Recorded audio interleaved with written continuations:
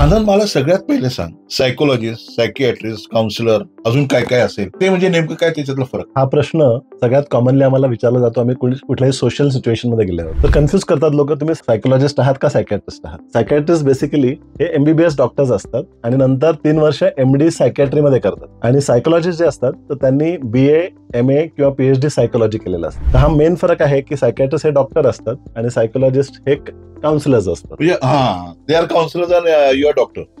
Okay. Psychiatrist जे आहेत ते औषधं पण देऊ शकतात आणि काउन्सिलिंग पण करू शकतात. ओके. जनरली सायकियाट्रिस्ट आणि काउन्सिलर्स हे एका टीम मध्ये काम करतात. जसं एखादा MD फिजिशियन असतो, त्याच्याबरोबर पॅथॉलॉजिस्ट असतो, रेडिओलॉजिस्ट असतो, तर तसं सायकियाट्रिस्टच्या टीम मध्ये सायकियाट्रिस्ट, काउन्सिलर्स, सोशल वर्कर्स अशी ती टीम मध्ये काम करतात. सोशल वर्कर्स का असतात, त्यांचं कारण म्हणजे कम्युनिटी वर्क, की काही पेशंट्सला फॉलोअप करण्यासाठी. जसं ते जर गोळ्या घेत असतील नसतील, त्यांना कधी कधी आम्ही कम्युनिटीमध्ये होम व्हिजिट्स पण करायला सांगतो. ओके. काही अडलं असेल, पेशंट यायला तयार नसतो, त्याची मनाची तयारी करण्यासाठी. ओके. म्हणजे ते ऍक्सेप्टन्स करण्यासाठी की नाही मला काही त्रास नाहीये. हे म्हणजे आता समजा माझ्याकडे एक पेशंट आहे, मला माहितीये की त्याला सायकियाट्रिस्ट कडे जाणं गरजेचं आहे, पण तो तयार नाही आहे, आणि मग अशा वेळेस मी तुझी मदत घेण्यासाठी येतो. त्यावेळेस तुझा अप्रोच काय असतो? जनरली माझं प्रामाणिक मत की त्याला औषधाची गरज आहेच.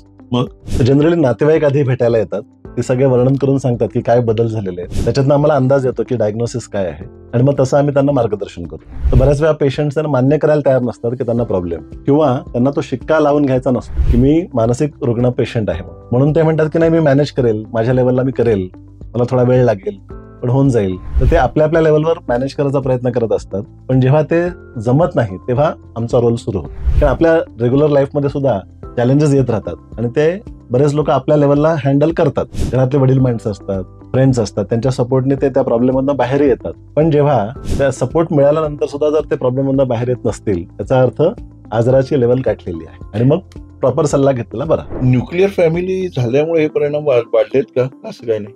डेफिनेटली फरक पडलेला आहे, कारण तो जो फॅमिली सपोर्ट होता तो कमी झाला ना.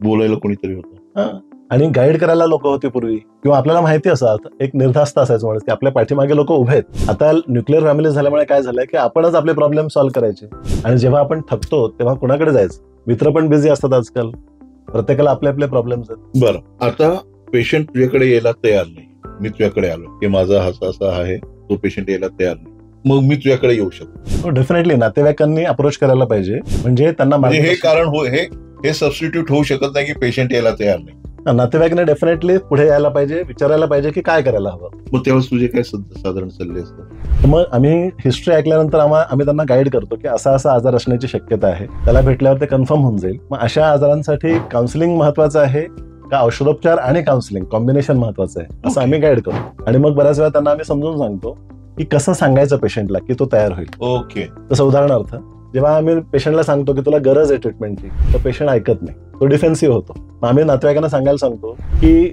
अशा अशा गोष्टींचा तुला त्रास होतोय ना, तुला स्ट्रेस येतोय ना, तर एकदा आपण चर्चा करूया डॉक्टरांबरोबर, ते काय सांगतात आपण ऐकून बघू, पटलं तर कर, नाही तर नको करू. असं थोडंसं ओपन माइंडेड ठेवलं ना की ते तयार पण होतं. आणि तो एकदा आल्यावर, तो एकदा आमच्याकडे आला की हिस्ट्री घेताना आम्ही बरोबर रॅपो डेव्हलप करतो, आणि मग त्याचा विश्वास जिंकल्यामुळे मग तो यायला तयार होतो. बऱ्याच वेळा एक कॉमन एक्सपिरियन्स मला सांगतो पेशंटचा, की पेशंट हेजिटंट असतो, असं म्हणतो की आम्ही 6 महिने झाले विचार करतोय जायचंय, शेवटी आज आलो. मला वाटलं होतं की काय सीन असेल ह्या सायकॅट्री क्लिनिकमध्ये, कोण वेडा असेल, सिनेमात दाखवतात तसं.